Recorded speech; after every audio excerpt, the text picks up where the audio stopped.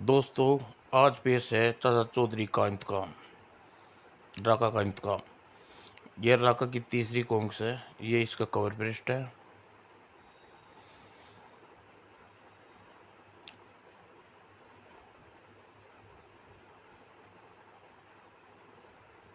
तो दोस्तों, अब शुरू करते हैं। चाचा चौधरी और ड्राका का इंतकाम। शहरी आबादी से दूर घने जंगल में लांघता हुआ एक डॉक्टर घुड़सवार चला जा रहा था। एक पहाड़ के पास जाकर वह अपने घोड़े से नीचे उतरा और गुफा के अंदर दाखिल हुआ। डाकू के देवता गगोल सस्वीर से प्रार्थना कबूल करें। मैं जानता हूँ हम में से एक अरसे से तुम्हें लहू का स्नान नहीं दिया है।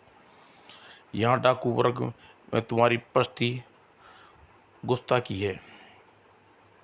मुझे याद है जब डाकू का नेत्र ड्राका के हाथों में था तो गलोब देवता के हरपुर की रात जब चांदनी जंगल में सफ़ेद चादर फैली होती थी, तुम्हें एक आदमी का खून से नहलाया जाता, फिर नरमुंडों के गहने से तुम्हें सजाया जाता। तुम खुश हो झूम उठते, डाकुओं को कामयाब रहने का वरदान देते थे। अब वह सब नहीं रहा। गलो गगोल देवता उदास है। वही वादी वीरान और मेरा दिल बुझा हुआ है।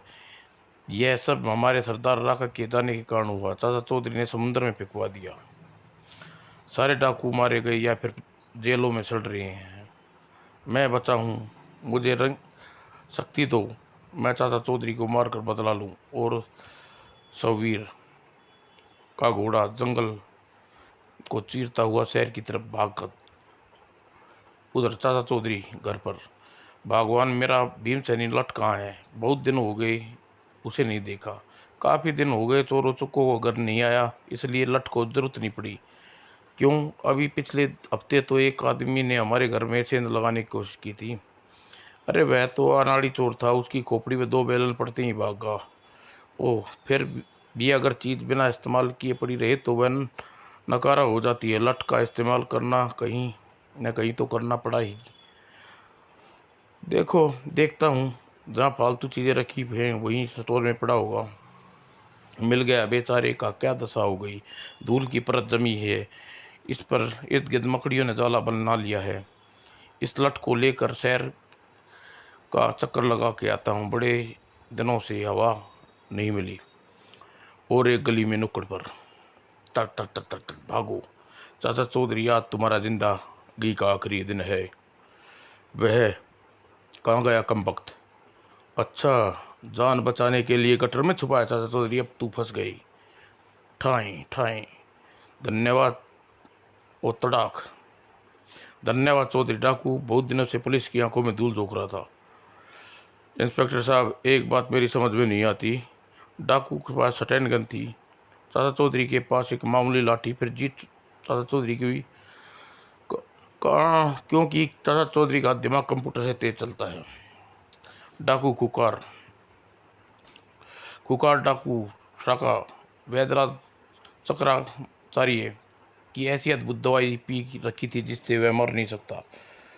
और वज्रदेव का फल निगलने पर राका चिरनिंद्रा में सो गया था। साधु ने राका को समुद्र में उठा फेंक दिया, जहाँ से विशाल मछली व्हेल निकल गई और कई दिनों गहरे समुद्र में एक जगह से दूसरी जगह तैरती रही। और डाकू राका व्हेल मछली के पेट में निर्वैस अवस्था में पड़ा रहा। और एक दिन अचानक शाका के मुंह खोलता है और चिरनिंद्रा फल उसके मुंह से बाहर आ निकलता है। और व्हेल के पेट में शाका ने आंखें खोलता है। ओह, मैं कहाँ हूँ? यह अंधेरा है। शाका सरक कर धीरे धीरे बाहर खोदने लगता है। और अंत में व्हेल मछली का मुंह खोलकर बाहर निकलने में कामयाब होता है। और कन्हैया लाल, यह कुत्ते क्यों रो रहे हैं? कुत्ते का रोना किसी भारी विपत्ति की ओर संकेत है। हे भगवान, आने वाली आफत मनुष्य जाति की रक्षा करे। और राका समुद्र की गहराइयों को लांघता हुआ चल देता है। और समीर पानी के नीचे कुछ अजीब सा हलचल हो रही है। निधि, बेक फिर रहो, बोट की यात्रा का आनंद लो। समुद्र में हलचल तो होती रहती है। ओह निधि, सुन लो, चूहो जाओ यहाँ से, पानी में मछलियाँ का भोजन बनो। चाचा चौधरी और साबू ने मुझे नुकसान पहुँचाया जिसके इंतजाम लेना होगा। अगर लोगों को यह तय करूँगा तो चाचा चौधरी उन्हें ज़रूर बचाने ज़रूर आएगा। यह फिल्म हाउसफुल जा रही है, लेकिन यह तुम्हारी ज़िंदगी की आखिरी फिल्म होगी।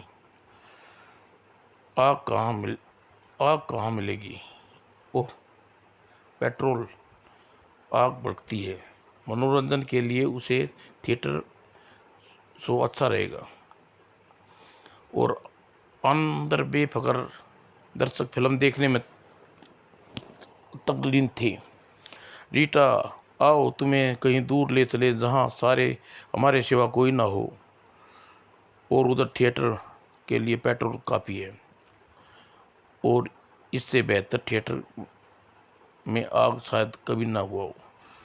और इधर राका ने जो ही आग दिखाई, पेट्रोल से दिया से दूध दूध करके जलने लगा। वाह हा हा हा, हो गया फिल्म की दृश्य, बाकी जिंदगी क्या असली तस्वीर। और दर्शक जान बचाकर भागे। आग आग आग। ओह, तुम सबको मरना है। तुम अंदर नहीं तो मर सके तो बाहर मरोगे। जिंदा रहना साका को गवारा नहीं। बचाओ, हा हा हा। राका खुद ढंग की फिल्म बनाता है। सब एक्टर्स हो और तुम्हारा डायरेक्टर।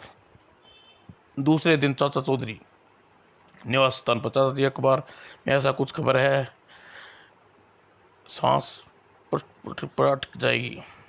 साबू, जो कुछ खाना पीना खा लो और कमर कस लो, तैयार हो जाओ।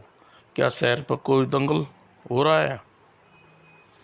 नहीं, अखबार में खबर है कि खुंखार राका लौट आया है। कल उसने एक सिनेमा थिएटर में आग लगा दी जिससे 500 दर्शक जल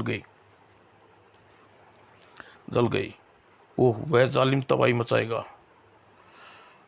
इसके लिए इसमें कोई शक है? हमारे बीच एक चैलेंज खड़ा हो गया है। इस बार कम वक्त की जान से ख़त्म कर दूंगा। काश हम ऐसा कर पाते। चक्राचारी की दवाई हमें आगे आड़े आ रही है। मुझे राका के पास ले चलो। और फिर ऐसा ही लोगों का खून होते हम नहीं देख सकते। राका को रोकना ही चाहिए चाचा जी। और अगर हम उसे गाड़ी मिल जाती तो राका पहुंचने में आसानी होती। सामने एक ट्रक खड़ा है, दिखाई दे रहा है। अगर वह हमें मिल जाए तो क्या कहना?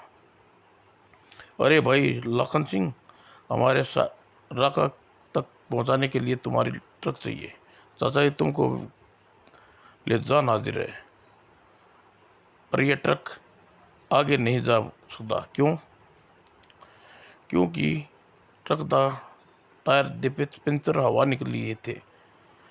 टायर की हवा भर हम पर छोड़ दो। साबू, जरा टायर में हवा भरना। और टायर में हवा भरनी शुरू होगी। रुको रुको रुको, क्यों? तुमने तो ज़्यादा हवा भर दी। हाँ हाँ, वो साबुदा तेरी थे नाइसे थीसा। और चाचा जी ने तुरंत हवा न करो, टायर विच हवा कढ़ना मुश्किल काम नहीं। लो जी, हुण हवा पूरी। तुसी किथे चाहो उधर ले चलो दी ट्रक। चाचा जी चौधरी और साबू चल दिए। सच्चा बादशाह नू मालिक राखा नाल निपट दे सकती दे। चाचा जी, जरा स्पीड बढ़ाओ। उधर सर, यह वही है जिसे कल थिएटर में आग लगा दी, राख कर दिया, और अब यह आगजनी वारदात कर रहा है। यह तो राका है। यह मनुष्य के यहाँ कैसे आ गया? सर, यह हमारा पुराना मुजरिम है। राका, अपने आप को पुलिस के हवाले कर दो। ठीक है इंस्पेक्टर, लो। तेरी यह मजाल हमारे ऑफिसर का गुस्ताखी करता है। तुम ऐसे नहीं मानोगे। लो गोली। का असर नहीं हुआ, भाग लेना चाहिए। ओह, लेकिन अब तक हो चुकी है, आग की लपटें जीप के निकट ले लिया। हाँ, सारा शहर जलकर राख के ढेर, राका का इंतकाम। और उधर चाचा चौधरी साबू बढ़ चले। आगे वही शहर है जहाँ राका का कोहराम मचा है। सामने प्रोफेसर गोल्डेबोल आ रहे हैं। वे मेरे मित्र हैं, इसी शहर के निवासी हैं, प्रसिद्ध वैज्ञानिक हैं। वह शायद बताएं कि राका मसूर किस हिस्से में होगा। प्रोफेसर गोल्डेबोल, हम राका को से निमटने आए हैं। चाचा चौधरी, राका बेशुमार हत्याएं कर रहा है। अगर उसे न रोका गया तो 2-4 दिन में ही खूबसूरत शहर शमशान में बदल जाएगा। एक नई चीज का आविष्कार किया है, उसे देखते जाओ मित्र। फिर कभी हम जितनी जल्दी करेंगे, राका उतना ही निर्दोष व्यक्तियों को जान ले लेगा। लेकिन मेरा आविष्कार राका के खिलाफ काम का आएगा। तुम जानते हो कि राका को मारा नहीं जा सकता। वह मेरी नई इजाद का नकारक और विवश हो जाएगी। सोच लो चौधरी। अच्छा, यह बात है साबू, आओ चल कर देखते हैं गोल बोल क्या बनाया है। बस यह एक मामूली सा पिंजरा है प्रोफेसर, तुमने हमारा कीमती समय खराब कर दिया। यह कोई आम पिंजरा नहीं है। यह मजबूत धातु का आविष्कार किया हुआ है। सलाखें उसी धातु की बनी है। देखो, तुम्हें पिंजरे का एक बहुत ज़्यादा पावरफुल बम रखता हूँ, और इस रिमोट कंट्रोल बम से करता हूँ ब्राम। गोलबोल, तुम्हारा आविष्कार सचमुच हैरानी पसंद करता है, ले वाला है। पिंजरा सलाखों की टेढ़ी भी नहीं हुई। ओह, थोड़ी देर पहले यह पत्थर की दीवार पर देखो तो साका को इसे बंद करने के लिए तुम आदित्य पिंजरा काम में लिया जा सकता है। लेकिन सवाल यह उठता है, राका इस पिंजरे में डाला कैसे जाएगा? उठाकर यहाँ लाना होगा। नहीं, वह खुद चलकर यहाँ नहीं आएगा। हम राका को सबसे बड़े दुश्मन हैं। उससे बदले की आग भटक रही है, और जब राका को पता चलेगा कि वह हम यहाँ हैं तो वह हमें मारने यहाँ आएगा। बिल्कुल ठीक साबू, तुम्हारी समझ में बात है, आती है, परंतु देर से आती है। एक बार राका यहाँ आ जाए तो उसे पंजरे में उलझना हमारा काम है। प्रोफेसर गोडबेले, तुम कोई ऐसे आदमी चाहिए जो जाकर राका को बताए कि उसका दुश्मन नंबर 1 यहाँ है। कोई आदमी क्यों, मैं ये काम कर सकता हूँ। नहीं, तुम एक विश्व कुख्यात वैज्ञानिक हो, हमारी जान खतरे में नहीं डाल सकते। राका द्वेष की आग में झुलसा हुआ है, तुम्हें भी कुछ भी कर सकता है। चिंता न करो चौधरी, सैकड़ों निर्दोष व्यक्तियों की जान किसी के लिए कुर्बान देने के लिए यह नेक काम क्यों नहीं करूं। और गुड़ बोले, कार की रवाना हो ढूंढने के लिए चल पड़ी। और समुद्र किनारे इस खेल में कितना आनंद आ रहा है। बॉल जिसके हाथ के नीचे, वही गिरी वह पॉइंट चल जाएगा, समझे। और थोड़ी देर में ये कौन है जो मेरे आराम में खलल डाल रहा है? कीड़े मकोड़ों, तुम्हें शोरगुल से मेरी नींद टूट गई। तुम्हें सजा भुगतो। तुम्हें ऐसी जगह बदुआ जहाँ शोर न कर सको। लो पानी में गिर तो खाओ। जो कोई तुम्हें किनारे पर आएगा उसे गला घोट के मार दूंगा। ओह, अब क्या हुआ, बचना मुश्किल है। तभी बचाओ। मगरमच्छ अपने इलाके में अपने शिकार को छोड़ता था, लेकिन पानी ने उसे खींच लिया। आहा, एक एक करके चारों लुप्त हो गए। मेरी तलवार अभी मुझे किसी और के साथ चुकाना है। काश कोई बता दे कि वह लाल पगड़ी वाला और उसका साथी कहाँ है। ओह, बड़ी छाया, यह राका है। पूरी स्पीड से कार टकराऊं, यह कौन है बदतमीज? और लोग मुझसे दूर भागते हैं, कार टकराने वाला खुद आया है। और सुंदर, इससे पहले कि राका तुझे अपनी तलवार चलाए, बताओ तू मुझे क्यों मारने चला आया? राका, क्या तुम चाचा चौधरी और साबू को नहीं मारना चाहते? तुम्हें उसका पता देने के लिए आया हूँ। इसी खुशखबरी में मेरा एक्सीलेटर पे पैर ज़्यादा दब पड़ गया। अच्छा सुंदर, क्या तुम यह सब नाटक अपनी जान बचाने के लिए कर रहे हो? राका, मैं कभी झूठ नहीं बोलता। तो फिर तुम बिना देर किए उसके पास ले चलो, मेरी कार के पीछे आओ। मुझे तेज दौड़ना चाहिए। अगर वह आंखों से ओझल हो गया तो फिर दूसरा आदमी कहाँ मिलेगा जो चाचा चौधरी के पास ले चले। और चाचा प्रोफेसर गोडबोले राका को ले आया हमारी ओर। योजना कामयाब हो गई। मेरे दुश्मन सचमुच यहाँ हैं। सचुंदर सचुन सचुंदर, हर आदमी इस जमीन में किसी न किसी खास मकसद के लिए लेता है, लेकिन मेरा मानना है कि तुम यहाँ पहुंचकर तुम्हारा काम खत्म हुआ और तुम्हारी जिंदगी के दिन भी खत्म हुए। राका ने आज तक किसी को नहीं बख्शा। ओह, जालिम प्रोफेसर को मार दिया। लाल पगड़ी, अब तेरा नंबर है। अब तुम नहीं, ऐसे नहीं कर सकती। तू बीच से फिर जा, या पहले तेरी गर्दन काट कलम करता हूँ। ओ, बच गया। राका खाली वारदात ही बौखला गया और अंधाधुन करने लगा। यह बार भी बच गया। ओह, अगर मैं दम ना बैठता तो फिर क्या पार हो जाती। साबू, इसको हथियार को वंचित कर दो। अब की बार तेरा दर्द अलग समझो। बस हो गया। आह, यह लो, दिन में तारे देखो। यह क्या कर रहे हैं? तुम्हारे लिए एक महल बनाए हैं जहाँ अपना, यहाँ भेजने के लिए तैयारी। साबू, पिंजरे का दरवाज़ा खुला, इसे अंदर फेंक दो। और शहंशाह आलम, जाइए अपने तशरीफ रखिए अपनी जगह पर। जहाँ वो इन सलाखों को तोड़ दूंगा। तुम्हें इन्हें टेढ़ा भी नहीं कर सकते। यह पिंजरा एक धातु का बना है जिसे प्रोफेसर गोडबोले ने ईजाद किया है। और देखते ही देखते लोगों की भीड़। मारो मारो मच्छर, मैं बाहर निकल गया तो तुम्हें देखता हूँ। सिपाही दुनीचंद, तुम्हारा काम यहाँ पहरा देना है ताकि इसे पिंजरे को ना खोल सके। वो फिक्र ना करे। चलो, समस्या खत्म हुई है। अब थोड़ा समय आराम कर लिया जाए। मतलब क्या यह राका अद्भुत धातु के बने पिंजरे को नहीं तोड़ सकता? यह सच है, मगर ताला तो उसमें धातु का नहीं बना। सवाल यह है कि वह कब राका की खोपड़ी में यह बात आती है। तो फिर हम क्या करना चाहिए? वह दरिंदे पिंजरे से निकलने के लिए मारकाट शुरू कर देगा।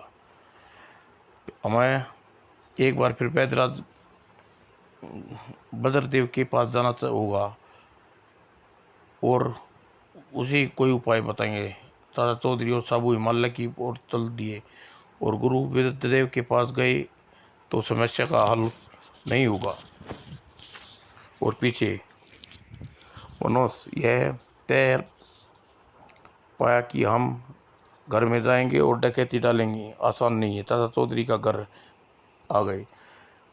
बोगन, चाचा चौधरी और साबू दोनों बाहर गए हैं। अकेली औरत है, लूटना आसान होगा नहीं तो क्या हुआ? चाचा चौधरी इलाके में बात मशहूर है कि जब चाचा चौधरी के घर में होता है तो उसका घर ज़्यादा सुरक्षित होता है। बोगन, तू बड़ा डरपोक है, बाहर खड़ा रह, मैं देखता रह कि मैं अंदर जाके भीतर से माल लेके आता हूँ। और सब्जी तो बन गई, अब पता नहीं लोग कब आएंगे। औरत, तुम्हें जिसका इंतजार है वे नहीं आ गया। जल्दी बताओ, सारी नकदी और जेवर कहाँ रखे हैं? ओह, अलमारी में मिलेंगे। तुमने मेरा काम है, जल्दी निपटा लो। बेवकूफ़ औरत, पता नहीं मेरे पास खिलौना पिस्तौल है, इसे मक्खी भी नहीं मारी जा सकती। और गुर्र भों भों भों भों भों, राकेटी ने दूर तक खदेड़ कर आओ। ओह सत्यानाश, मीटर की सुई बताती है डीजल खत्म हो गया। ट्रक को यहीं छोड़ो और पैदल चलते हैं। इस तरह हम गुरुदेव के पास बहुत देर से पहुँचेंगे। नमस्कार चाचा जी।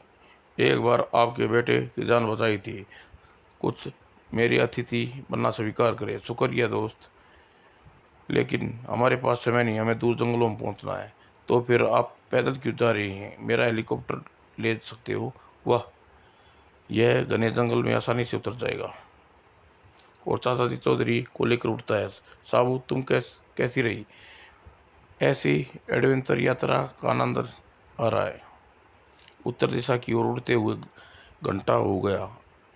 अगले चंद मिनटों में हम हिमालय के जंगलों पर होंगे। हमें जहाँ पहुँचना था अच्छी तरह से हेलीकॉप्टर उतार देना चाहिए और सुरक्षित जगह पर उतराए। गुरुदेव बदर को खोदने में देर नहीं लगेगी। यह जंगल शायद विश्व का सबसे घना जंगल है। विश्व का सबसे घना जंगल ही सही, लेकिन घने जंगल तो है एक जरूरी है। पता नहीं गुरु इस जंगल में अपने रहने के लिए क्यों चुना। उसे प्रगति से बड़ा लगाव है इसलिए। अरे बाबा, आप यहाँ हैं। हम आपकी कुटिया की ओर जा रहे थे। इस घोंसले में चिड़िया का बच्चा गिर गया था, मैं उसे वहाँ छोड़ने आया हूँ। आपकी आयु, आप ऐसा काम करते हैं आज भी कल के नौजवान भी नहीं कर सकते। यह यहाँ की जलवायु और यहाँ के जंगल के दुर्लभ जड़ी बूटियों का सेवन का असर है। कहो चाचा चौधरी, कैसे आना हुआ? साबू, बाबा राका एक बार फिर वापिस आ गया है। उसने चारों ओर को राम मचा रखा है। पिछली बार मैंने उसे जो वृक्ष के फल दिया था, जिस मनुष्य को तिरनिंद्रा सुलाने के लिए क्षमता थी, यह इस बार वह नहीं मिल सकता, क्योंकि उस पेड़ के सारे फल झड़ गए हैं। अब तुम्हें अगले मौसम में का इंतजार करना पड़ेगा। तब तक राका हजारों लोगों को मौत की घाट उतार देगा। तो इसके लिए मैं क्या कर सकता हूँ? बाबा, आप कुछ उपाय बता सुझा देत होगा। आखिर मनुष्य जाति के प्रति आपका भी उदारत्व है। ठहरो, सोचने दो। यहाँ से पश्चिम की ओर जाने से तुम्हें एक श्रृंखला मिलेगी। जिस पर्वत पर त्रिशूल वाला झंडा लहरा रहा है, उसके नीचे एक गुफा के द्वार पर भारी पत्थर, उसे उठाना होगा। अंदर जाने की जाने पर एक महिला मिलेगी जिसका नाम शान और खो है। वह मेरी नानी है। वह तुम्हारी मदद करेगी। हाँ हाँ बाबा, पिछली बार तुमने अपनी उम्र 1000 साल बताई थी। तुम्हारी नानी भलाई दुनिया में होगी। साबू, यहाँ चमत्कारी जड़ी बूटियों इनकी दृढ़ आयु प्रदान होती है। बाबा माफ करना दो, हम त्रिशूली वाले पर्वत शान को देवी के पास जाएंगे। एक बात याद रखना, शान को अद्भुत जादूगरनी है और बड़ी गुस्सेल भी है, इसलिए तुम्हारा साथी वहाँ कोई गुस्ताखी न करे। और पश्चिम की ओर चल दिए। यह जंगल में रहने वाले बड़े रहस्यमयी लोग हैं। और काफ़ी समय तक उड़ते रहने के बाद श्रृंखला तक पहुँच गई। ओह, वह रहा त्रिशूल वाला झंडा। हमें वहाँ उतरना है। और दोनों वहाँ गुफा में ढूंढने लगे। वह रही गुफा जिसका द्वार पत्थर से ढका हुआ है। उसे उठाना तुम्हारा काम है। ओह, काफ़ी भारी है। लो चाचा जी, आप अंदर जा सकते। साबू, गुफा के द्वार छोटा पड़ेगा। तुम अंदर गुफा काफ़ी बड़ी है। ओ जादूगरनी मार सुनानी, ठहरो, कुछ देर के लिए पत्ते खेलना पड़ेगा। क्यों, तुम हारने वाली हो इसलिए? नहीं, अभी अभी हवा आई है, आदमी की गंध आई है, कोई यहाँ घुस आया है। जादूगरनी, घुसपैठियों को बांध लाओ। अपने हवा में जादू ढूंढिए। ओह, यह क्या? इससे पहले चाचा चौधरी और साबू को सोच पाते सलीके चल पड़े। और इससे पहले कि तुम्हें सजा दूं, तुम कौन हो और यहाँ चोरी? मैं चाहूँ तो इन रस्सियों को तोड़ सकता हूँ। हाँ बताओ।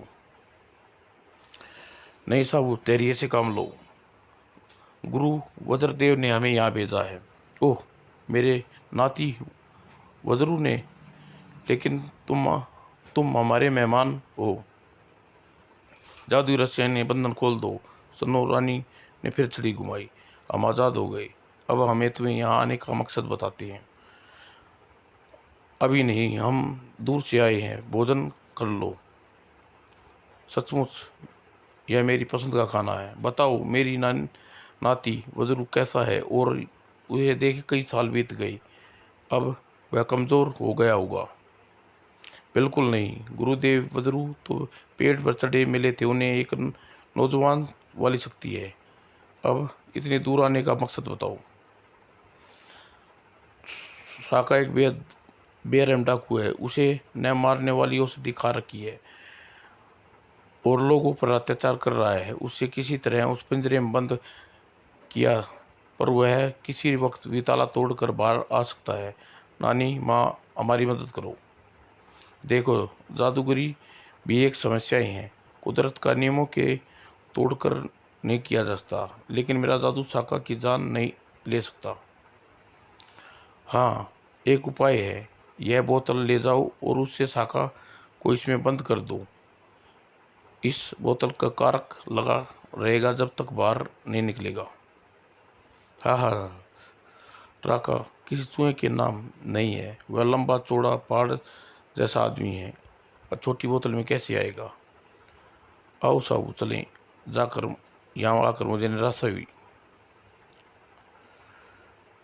ठहरो, यह देखते जाओ, यह पहाड़ जैसा आदमी इतनी आसानी से बोतल में कैसे आता है?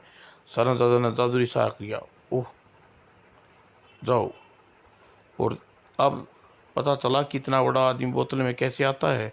और कारक लगा दूं, बाकी ज़िंदगी अंदर ही गुजारोगे। नहीं नहीं नानी माँ, ऐसा मत करना। साबू की तरफ से मैं माफ़ी मांगता हूँ। कोई बात नहीं बच्चा। मेरा नाती वज्रू का बचपन भी इसी तरह शैतान था। चल बाहर निकल। शुक्र है तुमने मेरा दम खुश्क रहा था। हा हा। नानी माँ, एक बात बताओ, तुम्हारी उम्र कितनी है? फिर गुस्ताखी। जनता नहीं, औरतों की उम्र नहीं पूछते। अच्छा नानी माँ, हम चलते हैं। उम्मीद है कि अपने मकसद में कामयाब हूँ। अगर राका का बाल भी अंदर चला गया तो बाकी उसका शरीर बोतल के अपने आप खींच लेगी। और चाचा चौधरी और साबू वापस शहर की ओर चल दिए। हेलीकॉप्टर के पंखे तेजी से पटकते रही। और उधर राका बैठे बैठे क्या सोच रहा है? यही कि बाकी जिंदगी पिंजरे में कैसे बिताएगा। लेकिन राका किसी और सोच में था। पिंजरे में लटक रहे ताले उसका ध्यानपूर्वक आकर्षित किया। इसे तो मैं तोड़ सकता हूँ। और अक्सर क्या करता वह तोड़ तड़ा। ओह, गोली मार दूंगा। और ताला टूटकर अलग हो गया। दाएं दाएं, रुक जा चूहे। यह रही मेरी तलवार।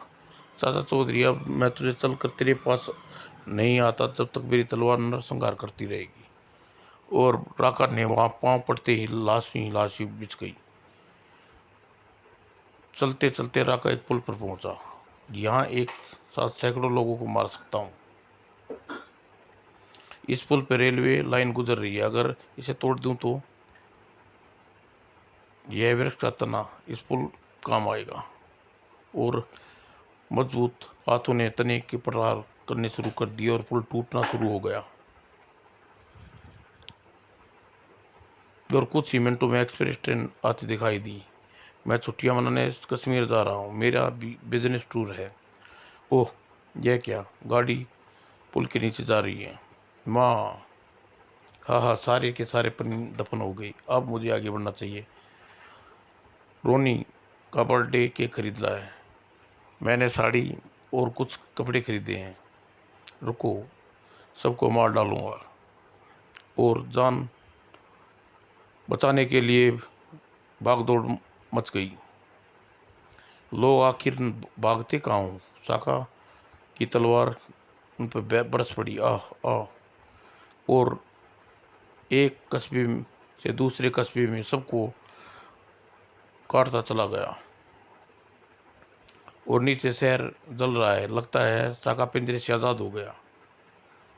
हाँ, वह रहा शैतान शहर के बाहर मिल गया, शायद अपना काम काम करने की रुखसत हो रहा है।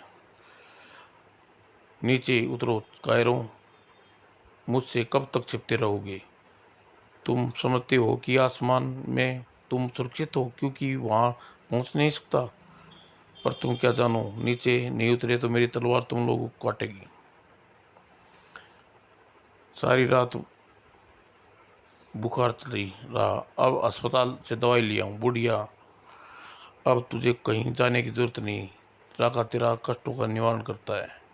बदतमीज बुद्धिल बीमार औरत पर को मारना चाहता है, मार रहा हूँ।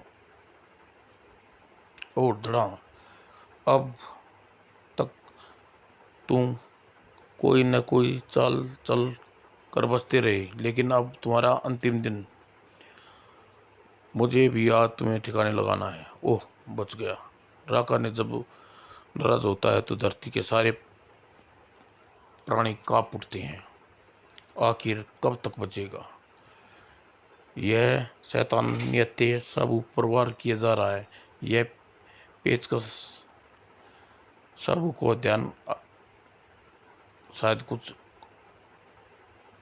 और मैं थक चुका हूँ, परंतु नहीं, उसकी तलवार मुझे सिर धड़ से अलग कर जा रही है। और चाचा चौधरी ने पूरे जोर से पेचकस पैर में दे मारा और साका ने आग बुला उठा।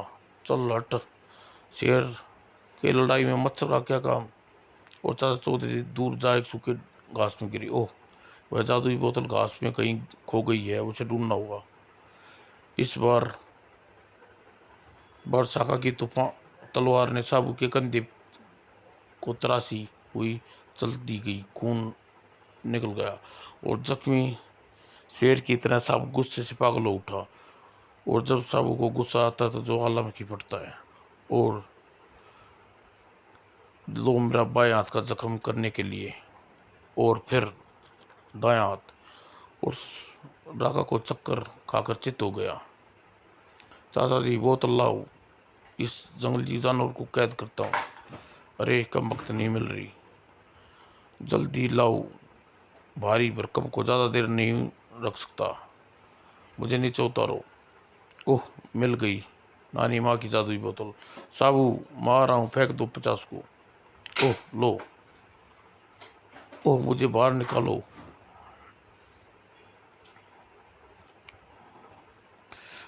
और हाथों से प्रविष्ट होकर बोतल की में शरीर अंदर गया। ओह, आप अंदर तशरीफ रखिए। इस बोतल को का क्या किया जाए? मेरे ख्याल से इसे गड्ढा खोद कर गाड़ दें। ज़मीन के अंदर रहेगी तो कार्क नहीं खुलेगा और राका फिर से बाहर नहीं आ पाएगा। और कुछ ही मिनटों में यहाँ गड्ढा खोद दिया। काफ़ी साबु, बस काफ़ी है। और जाओ साका, तुम भी हमेशा ज़मीन के नीचे किसी न किसी कष्ट न दे सको। मुझे बाहर निकालो। और गड्ढे में फिर से मिट्टी डाल दी और ज़मीन बराबर कर दी। चलो घर चलते, तुम्हारी चाची इंतजार कर रही होगी।